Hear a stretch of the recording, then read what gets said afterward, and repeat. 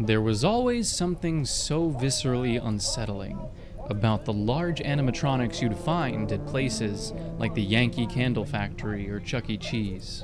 Monstrosities such as these likely still haunt the minds of those of us that were young enough to experience these horrors for ourselves. It should come as no surprise, then, that in 2014, budding game designer Scott Cawthon weaponized this shared fear of animatronics with the release of Five Nights at Freddy's that August. This game and its many, many sequels surely need no introduction. The franchise has become so ubiquitous in the years since its initial release that I'd forgive you for disliking it simply for how widespread it is. The more recent titles in the franchise are also quite different from those that came before, often being more cinematic, experimental, or story-centric. But if we can, for a moment, forget all of that and travel back in time to the quiet, muggy summer of 2014 when Five Nights at Freddy's first made its debut. While you might not care to admit it, much like me at the time, Five Nights at Freddy's was a scary game despite most of the terror coming from jump scares.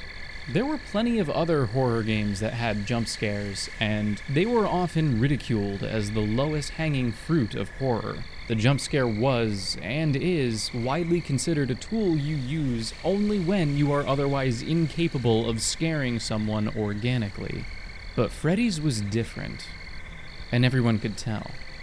No one was praising the game for including jump scares, but they weren't really complaining about them either.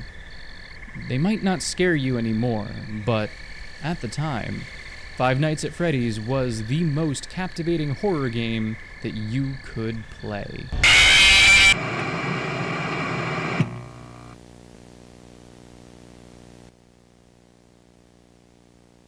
Let's find out why. Hi, my name's Finch, and it's time to think outside of the design box.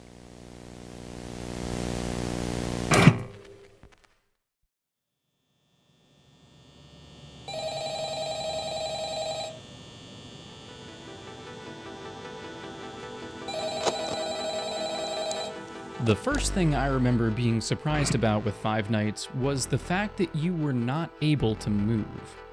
I don't remember if any other prominent game at the time had done the same thing already, but being completely immobile was a very novel concept, at least to me. The inability to move imbued the game with a sense of extreme vulnerability. If someone or something were to sneak up on you, it would be literally impossible for you to run away.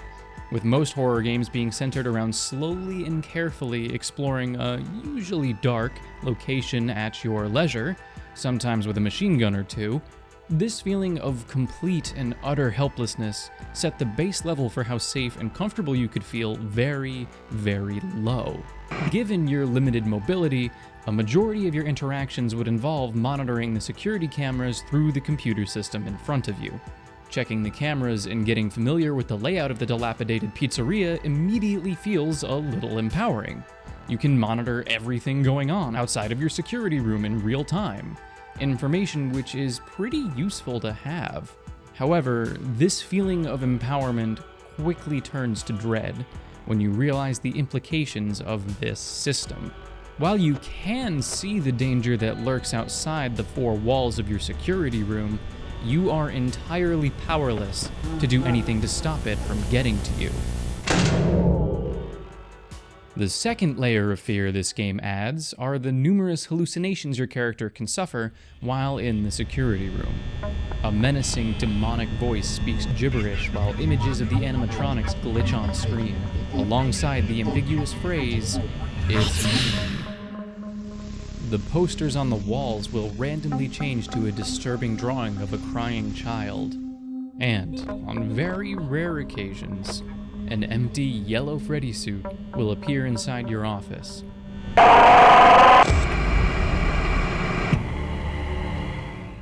The sporadic and unpredictable nature of these glitches are certainly startling, but they serve mainly to put the player even more on edge than they already were, and make it harder to tell whether or not they're in danger.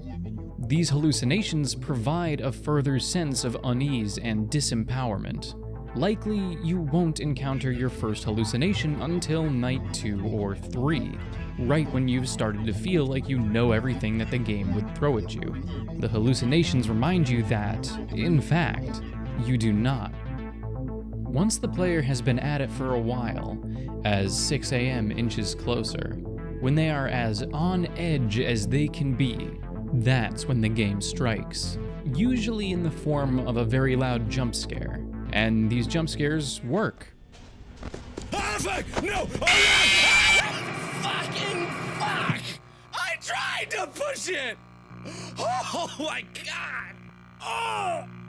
Scarily well. Even when you're aware that you've been got, the jump scare could still manage to make you jump.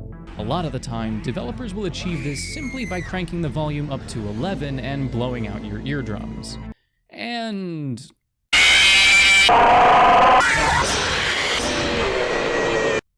yes, while Scott definitely did also do that, the way the jump scares work in Five Nights at Freddy's are remarkably brilliant and very different from the contemporaries of its time. Most games would have the jump scares happen right as you get caught by the monster, villain, whatever happened to be chasing you. I mean, why wouldn't it happen then, right? That's when it makes the most sense to have the jump scare. But that's exactly why Scott didn't do that. Because when a player expects something to happen, it's inherently less surprising. Not really what you want when you're trying to scare someone by surprising them. So, to understand why one of these scares has the potential to get you, even if you've played it before, let's walk through the series of events that lead up to the actual jump scare.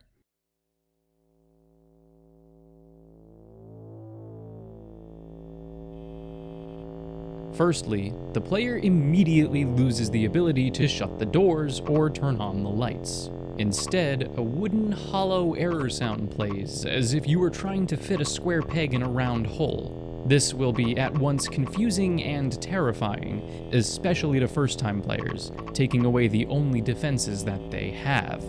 And at this point, the player has already lost. An animatronic has entered the security room, and there's nothing the player can do to save themselves.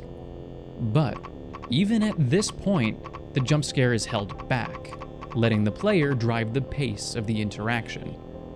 For some, they freeze. Realizing they can no longer work the doors or lights, they stay perfectly still, expecting something to get them within seconds. And yet still, nothing happens, and seconds tick by. Others, well, they might flail around, panicking, trying to figure out what's going on. And whether in a blind panic or just from being lulled into a false sense of security since nothing has happened yet, eventually all players will do the only thing the game still allows them to: swipe down to check the cameras. Only upon doing this, just as you decide to put your monitor back down, does the jump scare finally actually happen.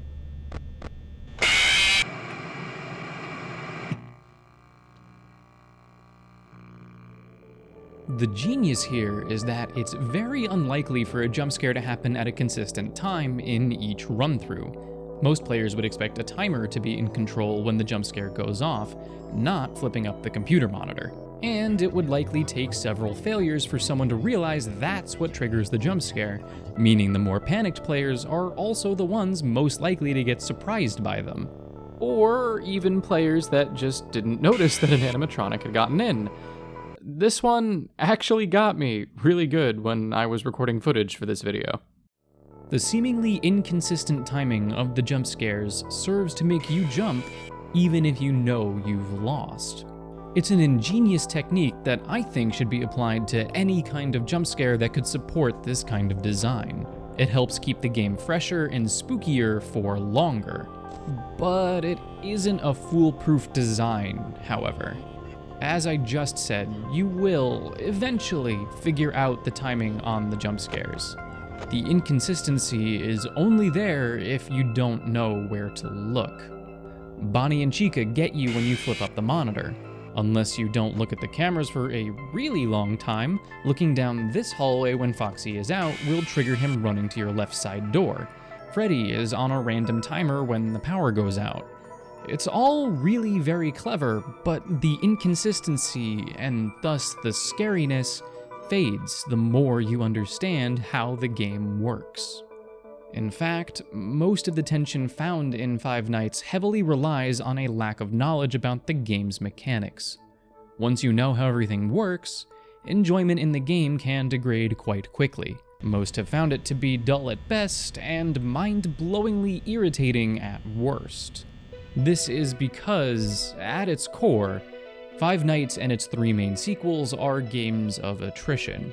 Outside of the 4th game, there is nothing you can do to speed up the game regardless of how skilled you are, and it's often up to blind luck on the later nights whether or not you'll actually make it through.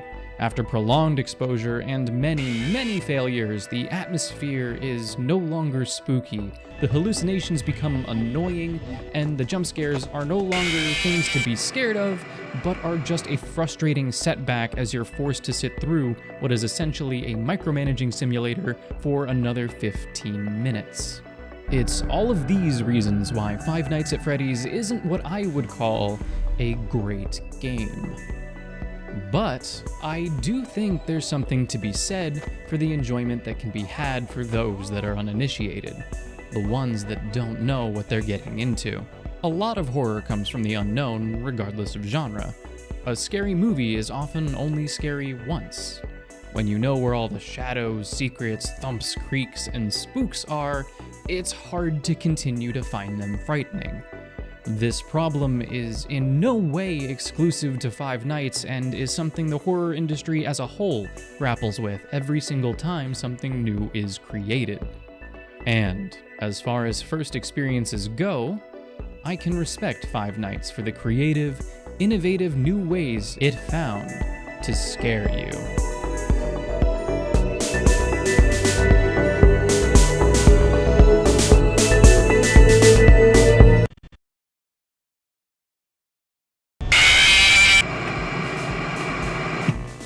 Hey, thank you so much for watching this video all the way through to the end. If you enjoyed it, be sure to hit that like button, click subscribe, the whole deal.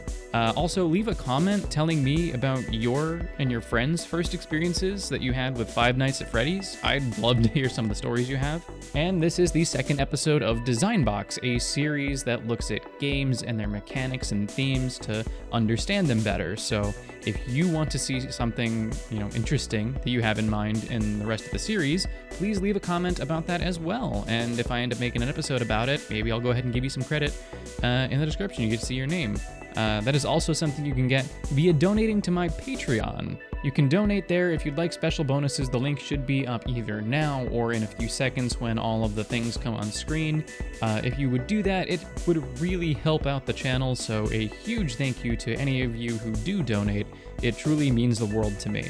You can also check out this video I did reviewing Phasmophobia from last year before the recent updates, as well as this playlist of all of my old horror narrations.